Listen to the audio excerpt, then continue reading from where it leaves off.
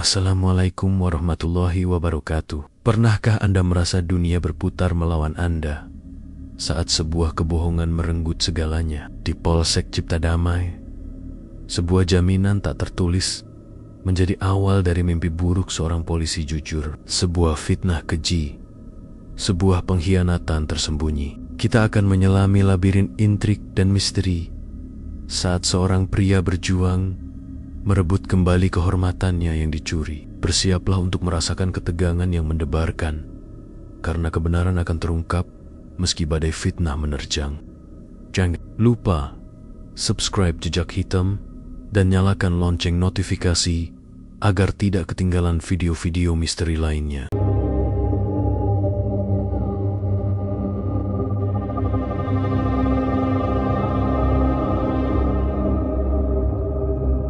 Di Polsek Cipta Damai, nama Ajun Inspektur Polisi 1 Saleh adalah sebuah jaminan. Bukan jaminan kasus besar akan terungkap, melainkan jaminan bahwa setiap masalah, sekecil apapun, akan ditangani dengan hati. Pagi itu, seperti pagi-pagi lainnya, Saleh memulai harinya bukan dengan membentak, melainkan dengan secangkir kopi yang ia bagi bersama para tukang ojek di pangkalan depan kantor. Kalau ada apa-apa, jangan sungkan lapor ke saya ya Pak, kata Saleh dengan senyumnya yang tulus, menepuk pundak salah seorang dari mereka. Aibtu Saleh, seorang pria berusia awal 40-an dengan perawakan tenang dan wajah yang selalu ramah, adalah anomali yang menyenangkan. Di tengah profesi yang menuntut ketegasan, ia justru dikenal karena kesabarannya. Ia lebih sering terlihat menengahi sengketa warung di pasar atau memberikan penyuluhan pada anak-anak sekolah ketimbang berada di balik meja interogasi. Baginya, menjadi polisi adalah tentang mengayomi, dan prinsip itu ia pegang erat saat ia kembali ke ruangannya. Rekan kerjanya, Aibtu Gofur, menyambutnya dengan tepukan di punggung. Wah, Pak Saleh ini memang beda. Pagi-pagi sudah merebut hati masyarakat, kata Gofur sambil tertawa. Hanya obrolan ringan saja, Pak Gofur, jawab Saleh. Merendah, Saleh memandang Gofur sebagai rekan kerja yang baik. Ia tidak pernah melihat kilat iri yang sesekali muncul di mata Gofur saat Saleh menerima pujian dari pimpinan. Ia tidak tahu bahwa di balik senyum ramah dan candaan Gofur, ada hati yang diam-diam memendam rasa tidak suka, merasa karirnya sendiri. Tidak semengilap Saleh. Bagi Saleh, semua orang adalah kawan. Sore harinya, Saleh pulang ke sebuah rumah sederhana di sebuah gang yang bersih. Inilah surganya, tempat di mana pangkat dan seragam ia tanggalkan. Di depan pintu, kehadirannya disambut oleh tawa putrinya yang berusia 7 tahun, Maya, dan senyum hangat istrinya, Siti. Ayah pulang, pekik Maya sambil berlari memeluk kaki ayahnya. Ayah, bawa martabak kesukaan Maya, kata Saleh sambil mengangkat tubuh mungil. Itu, kehidupan keluarga Saleh adalah cerminan dari karakternya. Sederhana, jujur, dan penuh kehangatan. Siti, istrinya, adalah wanita sabar yang tidak pernah menuntut lebih dari apa yang bisa Saleh berikan secara halal. Mereka bahagia dengan apa yang mereka miliki. Malam itu, di meja makan, Siti menatap suaminya dengan bangga. Tadi siang, Ibu Arifin dari toko kelontong sebelah cerita ke saya, Bu. Katanya Pak Saleh bantu mendamaikan dia dengan pemasoknya. Terima kasih ya. Ya, Ayah selalu bikin kami bangga, kata Siti tulus. Saleh hanya tersenyum. Sudah tugas Ayah, Bu, menjaga ketertiban. Itu dimulai dari hal-hal kecil seperti itu. Malam itu, setelah memastikan Maya tertidur lelap, Saleh duduk sejenak di ruang tengah, memandangi foto keluarganya yang terpajang di dinding. Ia merasa sangat bersyukur. Karier yang ia jalani dengan lurus, keluarga yang mencintainya tanpa syarat, dan rasa hormat dari lingkungan sekitarnya dalam dekap kehangatan keluarga kecilnya. Aibtu Saleh merasa hidupnya telah lengkap dan sempurna. Sama sekali tidak menyadari ada sepasang mata iri di tempatnya bekerja yang sedang merangkai kata-kata dusta, bersiap melepaskan badai fitnah yang akan meruntuhkan segalanya. Dalam dekap kehangatan keluarga kecilnya, Aibtu Saleh merasa hidupnya telah lengkap dan sempurna. Sama sekali tidak menyadari ada sepasang mata iri di tempatnya bekerja yang sedang merangkai kata-kata dusta, bersiap melepaskan badai fitnah yang akan meruntuhkan segalanya. Dan badai fitnah itu tidak membutuhkan waktu lama untuk mulai mengumpulkan awan gelapnya. Dimulai dari sebuah penghargaan kecil pada apel pagi hari Senin. Kapolsek Kompol Rahman secara mengejutkan mengumumkan nama Aibtu Saleh sebagai penerima penghargaan petugas teladan bulan ini. Alasannya sederhana.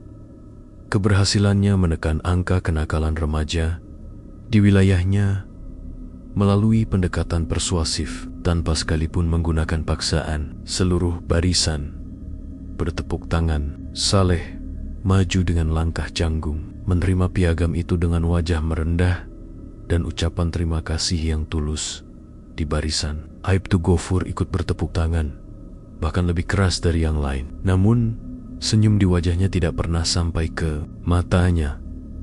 Di sana, api iri dengki mulai berkobar. Baginya, penghargaan itu adalah sebuah tamparan. Ia merasa kerja kerasnya selama ini seolah tak terlihat, selalu kalah pamor dari citra polisi baik hati yang melekat pada Saleh.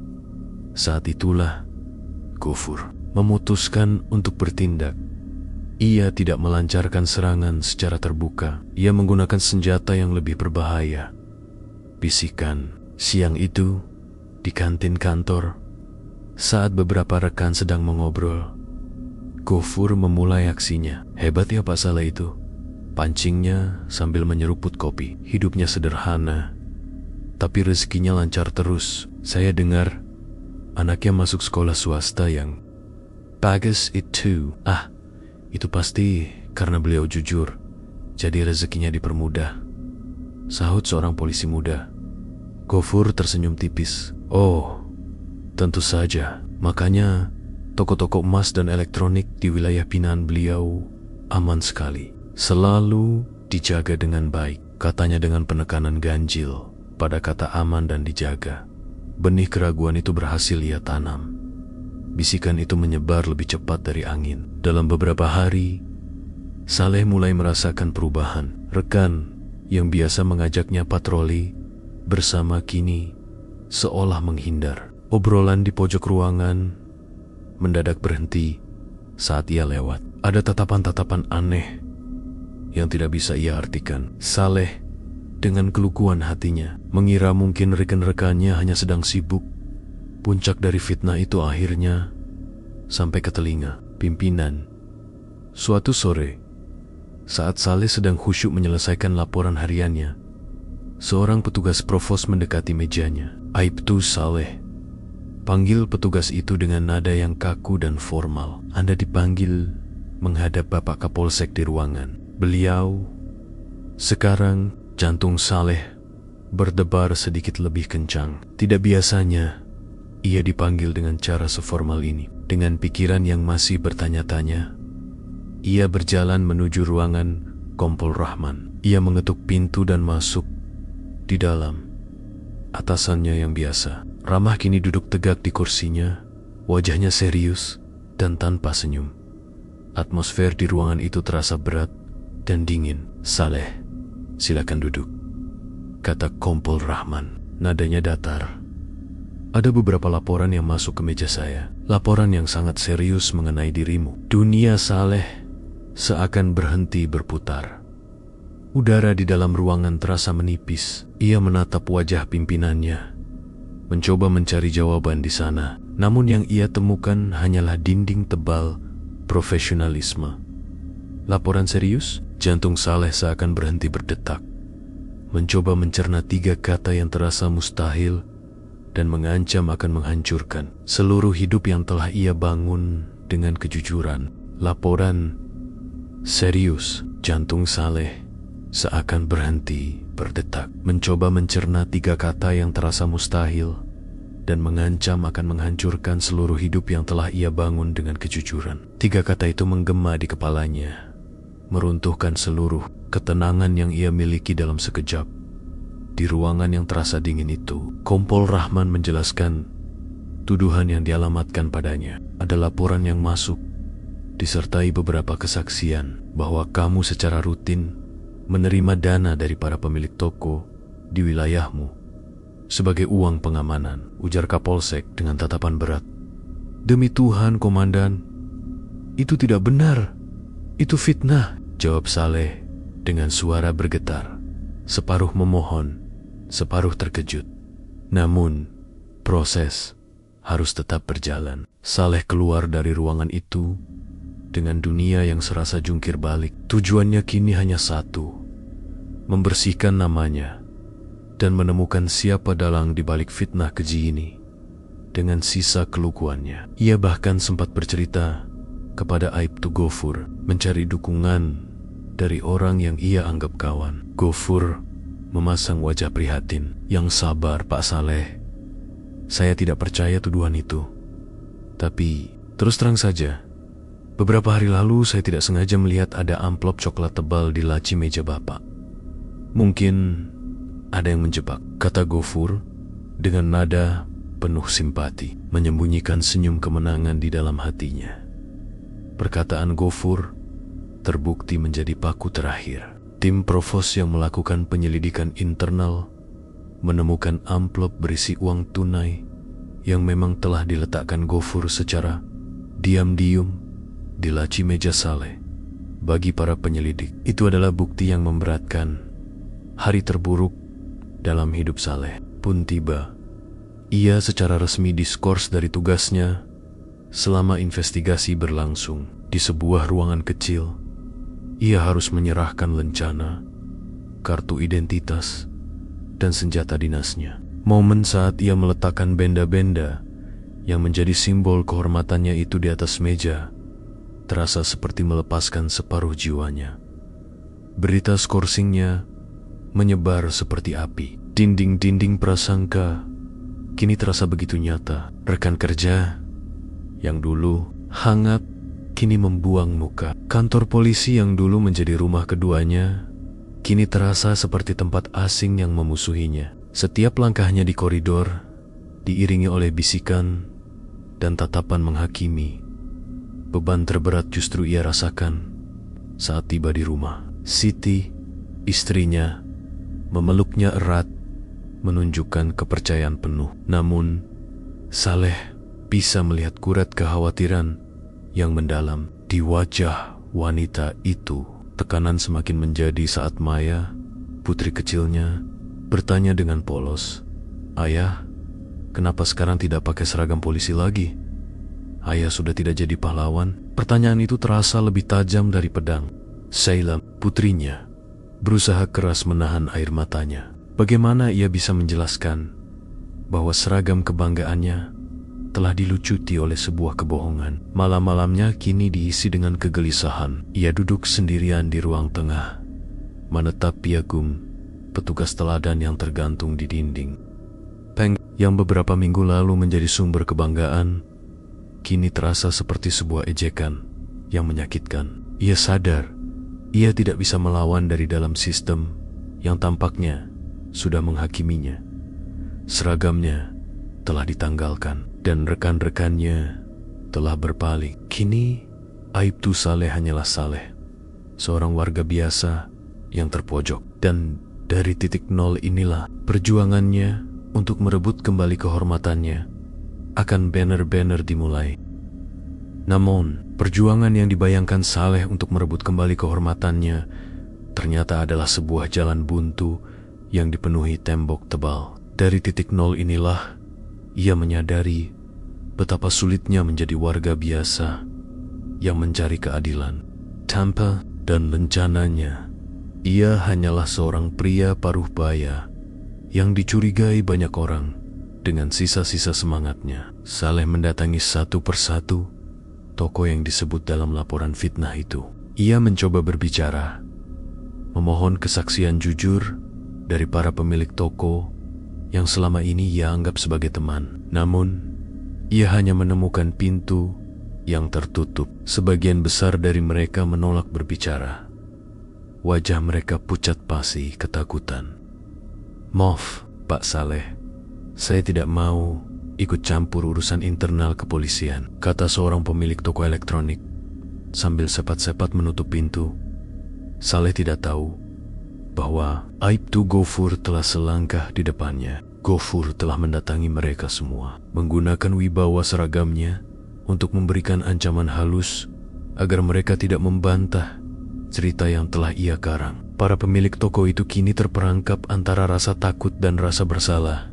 Hari demi hari, harapan Saleh terkikis. Setiap penolakan terasa seperti hantaman palu yang meretakkan jiwanya. Ia pulang ke rumah dengan langkah yang semakin gontai, membawa kekecewaan yang semakin menumpuk. Siti, istrinya, hanya bisa memberikan dukungan dalam diam.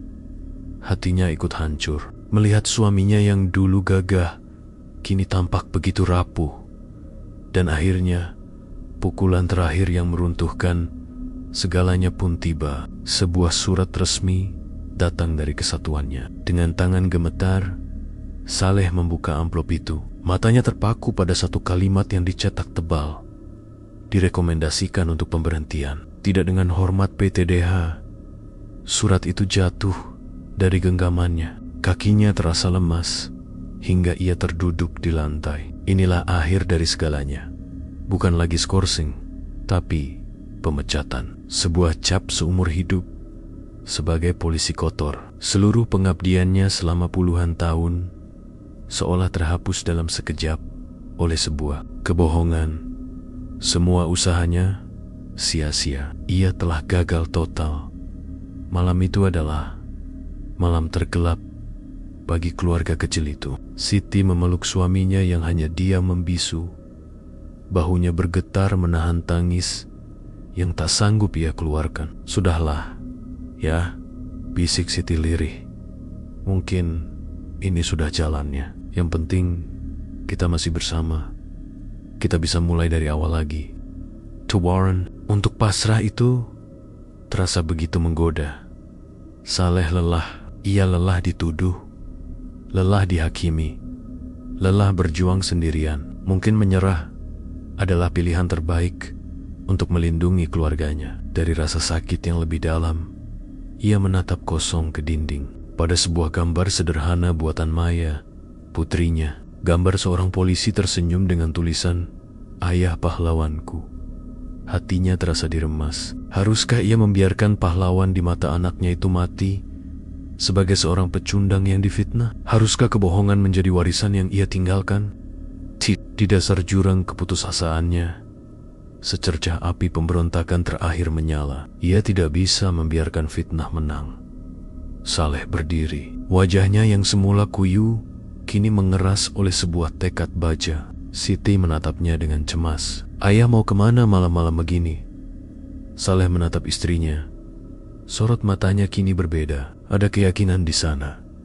Meski tanpa harapan. "Aku mungkin bukan lagi seorang polisi," katanya dengan suara serak namun mantap. "Tapi aku masih seorang ayah yang harus mengajari anaknya bahwa kebenaran itu layak diperjuangkan sampai napas terakhir." Dengan bekal perjuangan sampai napas terakhir itu, Saleh melangkah keluar, menembus dinginnya malam. Tujuannya hanya satu, menemui Kompol Rahman di kediamannya, bukan sebagai bawahan, tetapi sebagai seorang pria yang kehormatannya berada di ujung tanduk.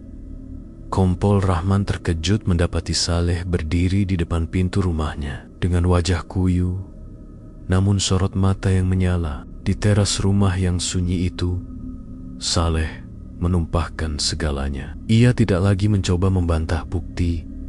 Ia justru mempertaruhkan satu-satunya hal yang ia miliki.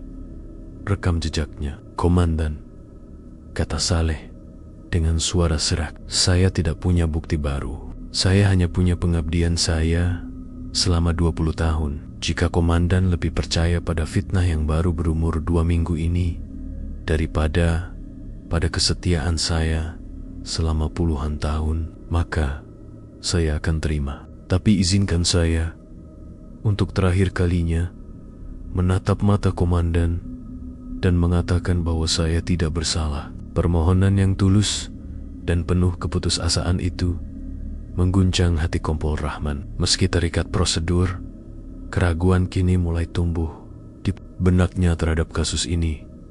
Sementara itu di Tempot Lane, Aibtu Gofur sedang merayakan kemenangannya dalam diam. Ia baru saja mendengar kabar bahwa surat PTDH untuk Saleh akan segera terbit. Sambil tersenyum sinis di meja kerjanya yang sepi, ia merasa puas. Namun, kepuasan itu tiba-tiba terinterupsi oleh sensasi aneh. Lidahnya terasa tebal dan kaku.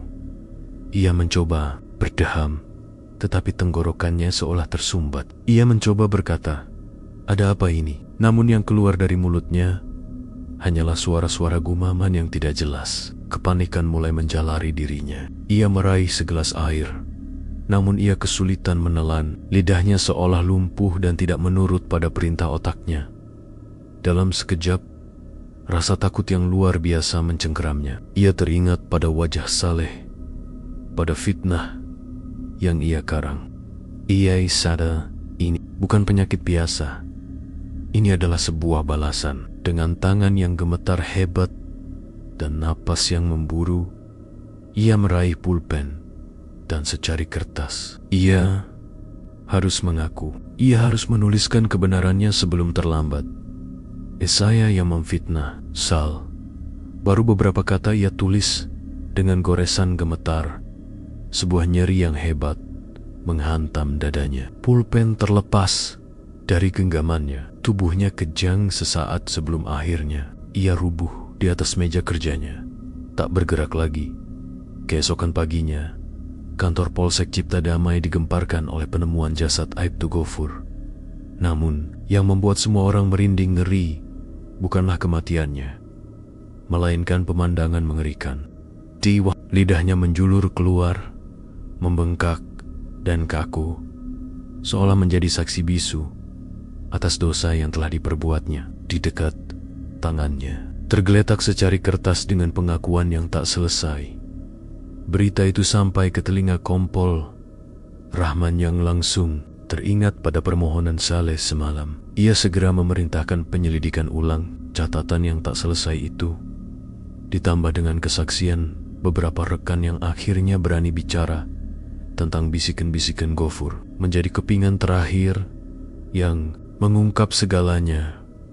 Saleh yang sedang di rumah menanti nasib terburuknya menerima telepon dari Kapolsek. "Saleh, segera ke kantor.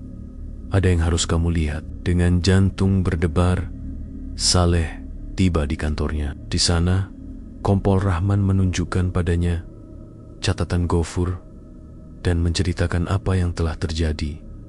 Seluruh kantor hening di hadapan banyak rekan kerjanya yang kini menatapnya dengan penuh penyesalan dan rasa kagum. Kompol Rahman secara resmi membersihkan namanya. "Seluruh tuduhan kepadamu dicabut. Surat PTDH dibatalkan. Kamu dikembalikan ke posisimu sebagai anggota terhormat," kata Kompol Rahman dengan suara tegas. Ia lalu menyerahkan kembali lencana dan kartu identitas Saleh. Saat benda-benda itu kembali ke tangannya, beban di pundak Saleh seolah terangkat. Ia pulang ke rumah bukan lagi sebagai seorang pesakitan, tetapi sebagai Aibtu Saleh, sang petugas teladan. Ia memeluk Siti dan Maya dengan erat. Air mata kelegaan membasahi seragam sipil yang ia kenakan. Happy ending itu telah tiba. Kehormatan yang direnggut kini telah kembali ke pangkuannya. Kehormatan yang direnggut itu kini telah kembali ke pangkuannya. Kembalinya kehormatan itu dirayakan bukan dengan pesta, melainkan dengan momen hikmat saat Aibtu Saleh untuk pertama kalinya kembali mengenakan seragam kebanggaannya di apel pagi. Setelah masa kelamnya berakhir, Suasana di Polsek Cipta Damai hari itu terasa berbeda. Saat Saleh melangkah masuk, semua mata tertuju padanya. Namun, kali ini bukan tatapan curiga atau prasangka, melainkan tatapan penuh rasa hormat, kagum, dan penyesalan. Satu persatu, rekan yang dulu menjauhinya datang menghampiri. Pak Saleh, saya minta maaf. Saya salah karena sempat meragukan Bapak, kata seorang polisi muda. Suaranya tulus. Saleh menepuk pundaknya dengan senyumnya yang tidak pernah berubah. Sudah, jangan dipikirkan. Ini menjadi pelajaran berharga untuk kita semua termisok. Kisah Aibtu Gofur telah menjadi sebuah legenda sunyi di kantor itu. Tidak ada yang berani membahasnya secara terbuka, namun semua orang memahaminya. Akhir, hidupnya yang tragis dan mengerikan menjadi pengingat abadi tentang betapa berbahayanya iri dengki dan betapa tajamnya lidah yang terbiasa menebar dusta. Ungkapan lidah sang pendusta menjadi sebuah peringatan tak terucap yang menjaga lisan setiap anggota di polsek itu. Di sisi lain, nama Aibtu Saleh kini bersinar lebih terang dari sebelumnya. Ia bukan lagi sekadar petugas teladan. Ia adalah simbol dari keteguhan, kesabaran, dan kemenangan kebenaran atas fitnah. Kompol Rahman, sang Kapolsek, kini menaruh kepercayaan penuh padanya, sering menjadikannya contoh tentang kekuatan integritas. Namun, kemenangan terbesar bagi Saleh adalah saat ia kembali ke rumah. Kehangatan keluarganya kini terasa berkali-kali lipat lebih berharga. Suatu malam, saat menemani Maya menggambar, putrinya menunjukkan sebuah gambar baru. Masih gambar seorang polisi, tetapi kali ini sang polisi tersenyum lebih lebar di bawah sebuah pelangi. Kata Bu Guru, pelangi itu datang setelah hujan badai. Ya, kata Maya polos. Saleh memeluk putrinya. Hatinya menghangat. Ia menatap Siti, istrinya, yang tersenyum penuh syukur di ambang pintu. Kau lihat, Bu, bisik Saleh kemudian kepada istrinya. Harta kita yang paling berharga memang bukan jabatan atau pujian. Harta kita adalah nama baik dan kepercayaan dari orang-orang yang kita sayangi. Kisah ini pun ditutup, sebuah kisah tentang dua orang polisi dengan jalan hidup yang berseberangan. Satu memilih jalan pintas fitnah dan berakhir dalam kehinaan yang mengerikan. Satunya lagi dipaksa berjalan di atas duri tuduhan, namun karena berpegang teguh pada kejujuran, ia berhasil tiba di ujung jalan dengan kehormatan yang utuh.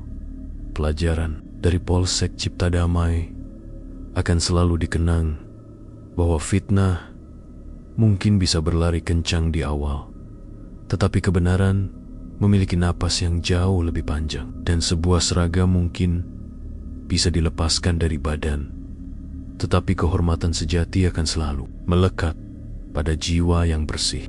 Bagaimana menurut Anda akhir dari kisah Aibtu Saleh? Apakah kebenaran selalu menemukan jalannya, atau terkadang kebohongan lebih kuat? Tinggalkan komentar Anda di bawah, dan jangan lupa like video ini jika Anda menyukai kisah misteri dan ketegangan. Sampai jumpa di video berikutnya, hanya di Jejak Hitam.